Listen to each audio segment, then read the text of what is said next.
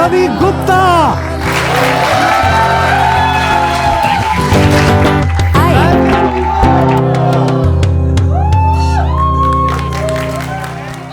तो अब मैं जिस अगले इंसान को बुलाने जा रहा हूं उसका नाम मैं आपको बताऊं उसके पहले आपको ये बता दूं कि वो आपके लिए एक बहुत ही अलग नजरिया लैला मजनू का लेकर आ रही है। एक बहुत खूबसूरत पोएट है हम लोगों के बीच में, में अगर शोर करोगे तो उनको बुलाऊंगा मैं, वरना बिल्कुल भी नहीं।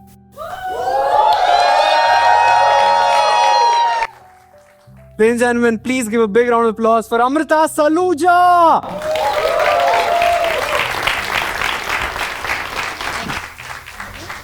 I'm feeling very very overwhelmed.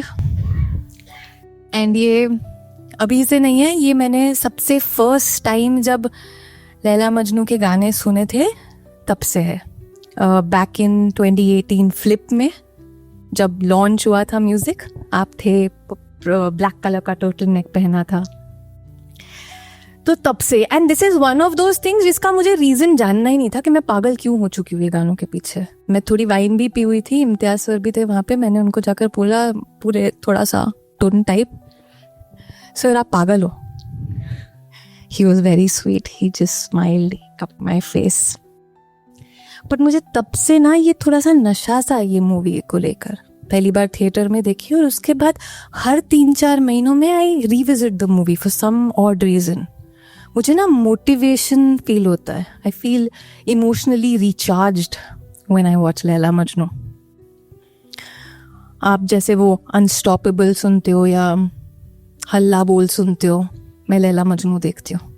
I really feel a lot of intense emotion towards that movie. तो जाहिर सी बात है कि ये वाले जो गाने हैं ये मेरी प्लेलिस्ट के टॉप पर है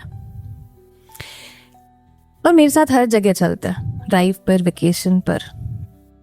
बैक इन 2020 एक सिचुएशन थी लाइफ की जब बहुत सारे सवाल थे और जवाब कुछ भी नहीं था मेरे पास।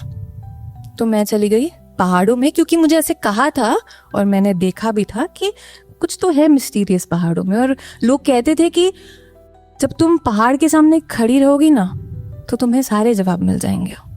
तो with exactly that emotion, expectation, मैं पहुंच गई मशोबरा। तो वहाँ पे पहले दिन जब पहुंची और मैंने पहाड़ को देखा with a lot of expectation, मुझे कोई भी जवाब नहीं मिला, नथिंग। बट मैं इतनी सी वहाँ पर जब खड़ी थी, मुझे रियलाइज हुआ कि मेरे सारे क्वेश्चंस कितने इनवैलिड थे। एब्सोल्युटली किसी का कुछ मतलब ही नहीं था। मैं रोज जाके वो पहाड़ के सामने बैठी थी, दोस्ती हो गई थी हमारी। एक दिन पहाड़ के उस पार जाने की कोशिश की, थोड़ा सा ट्रैक किया तो एक घर मिला। एंड पहाड़ी घर पता है कैसे होते हैं? आप गए हो पहाड़ों में? उनके दरवाजे भी खुले होते हैं और दिल भी खुले होते हैं। तो वहाँ पे एक अंकल बैठे थे, पेपर पढ़ रहे थे। उन्होंने मुझे पूछा कि लेमन टी पियोगी? मैंने कहा हाँ। तो उन्होंने बकायदा अपने झाड़ से नींबू निकाले, पत्तियाँ निकाली और मेरे लिए फ्रेश लेमन टी बनाई और मुझे दी। और ये रूटीन बन गई। मैं वहाँ कुछ 3-4 हफ्तों के लिए थी। मैं रोज़ शाम को लैला मजनू के गाने लगाती, वो लेमन टी लेती और रोज़ एक नया सनसेट देखती। One of the days it just occurred to me, यार ये लैला मजनू की कहानी तो पूरी नहीं हुई है, ये कभी झगड़े ही नहीं है। हमें पता ही नहीं है कि लैला का अगर बेस्ट फ्रेंड लड़का होता तो मजनू कैसे रिएक्ट करता। हमें पता नहीं है कि मजनू सोते टाइम नींद में स्नोर करता है कि नहीं और लैला को उस बात से तकलीफ है कि नहीं। ये रोज वाला प्यार उन्होंने जिया ही नहीं। और मैंने बोला मुझे तो जीना है, मुझे लैला नहीं बनना। तो क्योंकि मैं लिखती थी, मैंने किताब ली और एक नया पीस लिखा। उस पीस का नाम रखा, ना मैं हीर ना लैला। तो अधूरे इश्क की दात क्यों दी जाती है?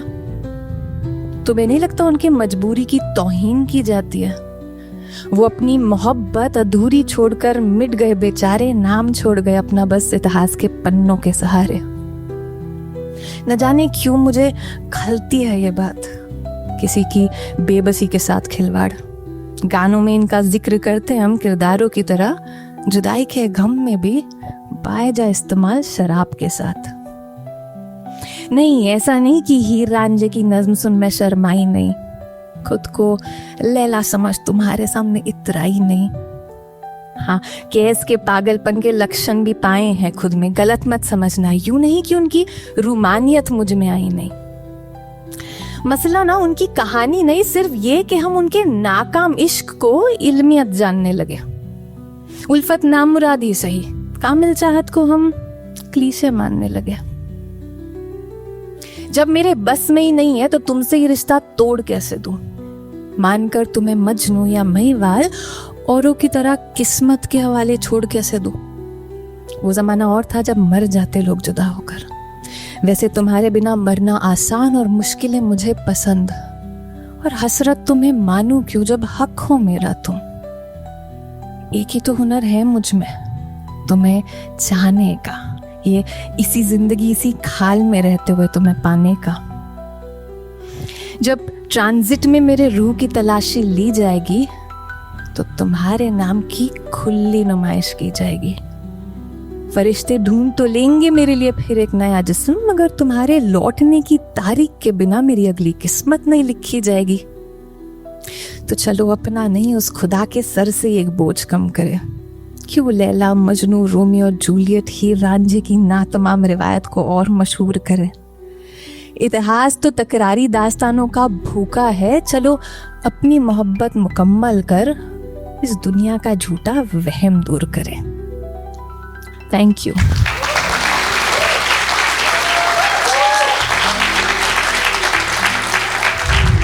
ऐसा है ना कि प्यार में ना एक पॉइंट आता है और ये बहुत कम लोगों को जीने का मौका मिलता है। जैसे इस मूवी में जब लैला आती है और कैस अपनी आंखें खोलता है और कहता है ला इलाह।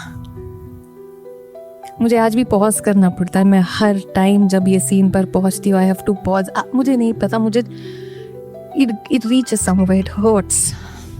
क्योंकि जिस दिन आपको पता लग जाता है ना कि रब जिस कपड़े से बना है आपका यार भी उसी कपड़े से बना है, एक ही थान से कटे दोनों, तब गेम ओवर भाई। That is it. एंड मैं डायरेक्टली रब से बात करती हूँ। तो in one of our conversations वो भी मेरा मजाक उड़ा रहा। He looks at me and he says, उन्नु खुदा ना समझो झलिए, वो मेरा नहीं है रूप, इंसान है तेरे वर्गा, उन्नु मेरे तराजूच ना तोल। मुझे तो प्यार हो चुका है, मुझे मेरा रब उसमें दिख चुका है और मुझे उस बात का बहुत ज्यादा गुरूर है। तो I look back at him and I से, सुनो रब्बा, मेरा कम है दुआ मंगना, तेरा कम है कबूल करना। मैनू मिल गया है तेरे वर्गा, जा हुण तेरी भी नहीं मैनू लोड़। Thank you so much. यहाँ बैठी हर लैला को अपना मजनू मुबारक और हर मजनू को अपनी लैला मुबारक। May we all get a chance to live the love that they didn't get a chance to. Thank you.